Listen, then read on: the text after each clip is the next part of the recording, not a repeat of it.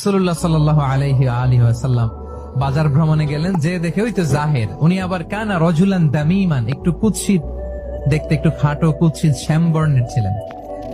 তো ওনাকে দেখি রাসূল সাল্লাল্লাহু আলাইহি ওয়াসাল্লাম পিছন থেকে এরকম ঝাপটে ধরলেন। তো পিছন থেকে যখন ঝাপটে ধরলেন, উনি তো আর দেখতে পারতেছেন না কে ধরলো। উনি বলে, ছাড়ো ছাড়ো, কে কে, কোন লোক আমারে ধরলো? ছাড়ো ছাড়ো করে অস্থির। যখন পিছনে ফিরে দেখে আল্লাহ রাসূল সাল্লাল্লাহু আলাইহি ওয়াসাল্লাম, এখন আর ছাড়াছাড়ি করে না, এখন ওনার পিঠটা রাসূল সাল্লাল্লাহু আলাইহি ওয়াসাল্লামের বুক মুবারকের দিকে আরো লাগাই দিচ্ছে এইভাবে। সুবহানাল্লাহ। রাসূল সাল্লাল্লাহু আলাইহি ওয়াসাল্লাম এবার মজার ছলে বললেন, মাইয়াশতারি হাযাল আবদ, ফান করে বলতেছেন, এই একটা দাস আছে আমার কাছে, এই লোকটাকে কে কিনবে, আমি বেচবো। জাহের রাদিয়াল্লাহু তাআলা আনহু বলেন, ইয়া রাসূলুল্লাহ, ইদান ওয়াল্লাহি তাজিদুনি কাসিদান, আমি কালো মানুষ, আমি সস্তা মানুষ, আমারে বেচলে বেশি দাম পাবেন না।